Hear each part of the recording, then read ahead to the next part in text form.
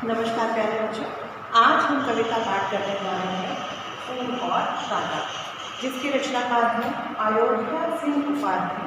हरिओम। हमारे हिंदी साहित्य में कवि अयोध्या सिंह उपाध्याय ने बहुत ही महत्वपूर्ण स्थान प्राप्त किया।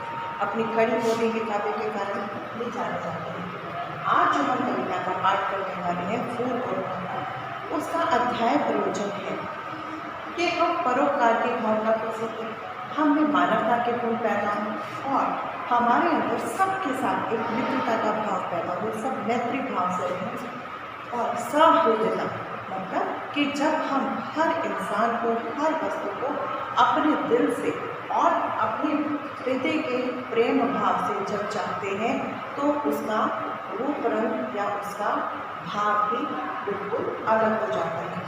हमारे अंदर मानवीयता के गुण को भरना भी इस कविता का मूल उद्देश्य है। यदि कविता के पाठ प्रयोजन के साथ हम कविता के मूल उद्देश्य की बात करें तो कवि हमें इसके माध्यम से बताना चाहता है कि मनुष्य के कर्म ही उसे महान बनाते हैं। मनुष्य के कर्म ही उसको हर कार्य के लिए महान बनाते हैं। किसी के उच्च कुल में जन्म लेने से या किसी के मनुष्य के बड़े होने से उसके कर्मों पर कोई प्रभाव नहीं पड़ता। यदि हमें श्रेष्ठ बनना है, यदि हमें अपने जीवन में कुछ और प्राप्त करना है, किसी लक्ष्य को प्राप्त करना है, तो उसके लिए हमें क्या करना पड़ेगा? अच्छे कर्म को अपनाना पड़ेगा, अच्छे काम करने पड़ेंगे, तभी हम अपने जीवन को एक सकारात्मक रूप दे सकते हैं, अच्छाई की तरफ आगे बढ़ा सकते हैं। तो चलिए पढ़ते हैं कविता के बारे में, फूल और कांटा। चलिए पढ़ते हैं फूल और कांटा के बारे में। तो हम देखते हैं, कवि कहता है जन्म लेते जगत में एक ही पौधे हैं पालते, रात में उन पर चमकता चांद भी एक ही सी चांदनी है डालता। कवि कहते हैं कि फूल और कांटा एक ही पौधे से पैदा होते हैं और एक पौधा ही उन्हें पालता है। दोनों एक ही साथ इस जन्म में, दोनों जन्म लेकर इस जगत में एक साथ ही आते हैं और चांद भी अपनी चांदनी उस पर एक समान ही अपनी चांदनी उनको देता है, एक साथ ही उन पर अपनी चांदनी डालता है। पर फिर भी उन दोनों के कर्म में कितना अधिक फर्क है। जैसे फूल को देख कर के सब खुश होते हैं, उधर दूसरी तरफ कांटे को देख कर के हर किसी के मन में कुछ उदासी छा जाती है। नेह है उन पर बरसता एक सी उन पर हवाएं हैं बही, पर सदा ही यह दिखता है समय ढंग उनके एक से होते नहीं। अब मेह क्या है? मेह बादल, बारिश के भगवान उन पर बारिश भी एक से ही बरसाता है और एक सी हवाएं उन पर अपना प्राण न्यौछावर करती हैं, एक सी हवाएं उन पर बहती हैं, एक जैसी हवा उनको पालन पोषण करती है उनका। और सदा ही दिखता है समय एक सा ही, जैसे हम समय को देखते हैं वो हमें हमेशा एक सा ही दिखाई देता है। फूल और कांटे हमें हमेशा केवल साथ साथ ही दिखाई देते हैं। ढंग उनके एक से होते नहीं, परंतु उनके जो ढंग हैं वो एक से नहीं होते। क्यों?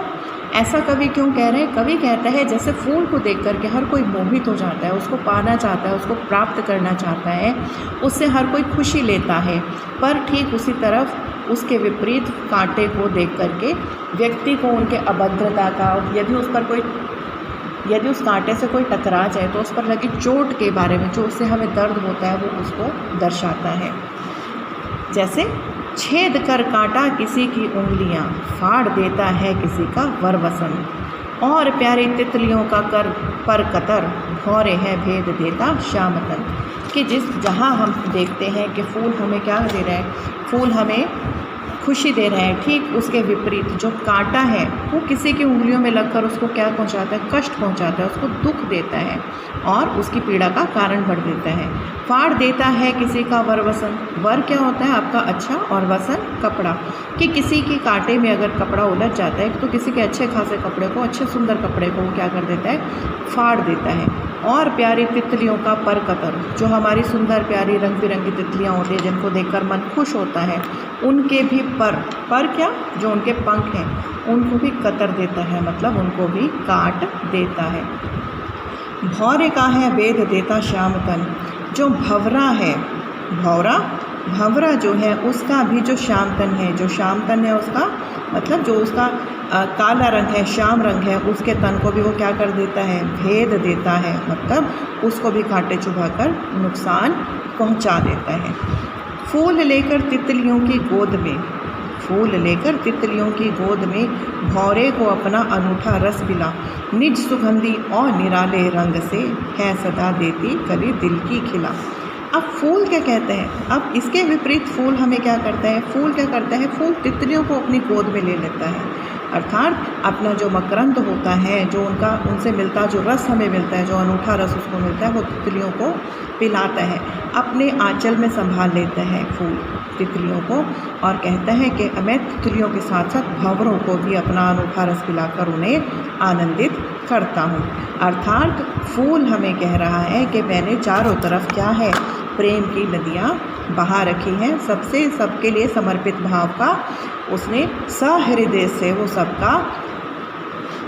सबको अपने पास बुलाता है, सबका अनुपालन करता है। निज सुगंधी और निराले रंग से अपनी सुगंधी, निज सुगंधी अपनी सुगंधी और निराले रंग से, जो उसके अलग प्यारे प्यारे रंग होते हैं, है सदा देता कली दिल की खिला, सबकी दिल की कली को, मतलब सबके दिल को खुश कर देता है खटकता एक सबकी आँख में, है खटकता एक सबकी आँख में, दूसरा है सोहता सुरसीस पर।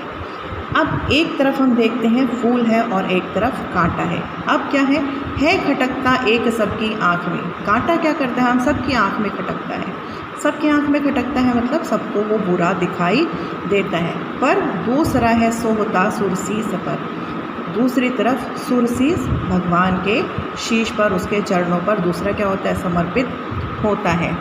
किस तरह कुल की बड़ाई काम दे, जो किसी के होता है बड़पन की कसम, कि जिस प्रकार किसी भी तरह किसी कुल या ऊंचे कुल में पैदा होने से क्या है कि कुल की बढ़ाई किस पर निर्भर करती है, हमारे अच्छे कर्मों पर, हमारा बड़कपन किस पर निर्भर करता है, हमारे अच्छे कर्मों पर। यदि हम अच्छे काम करेंगे तो हमारी बड़कपन जो है वो कामयाब हो जाएगी, हम बड़े हो जाएंगे और हम क्या कर पाएंगे, हम उसके कारण समाज में या हर जगह एक फूल की तरह सब जगह खुशी की सुगंध को फैला देंगे।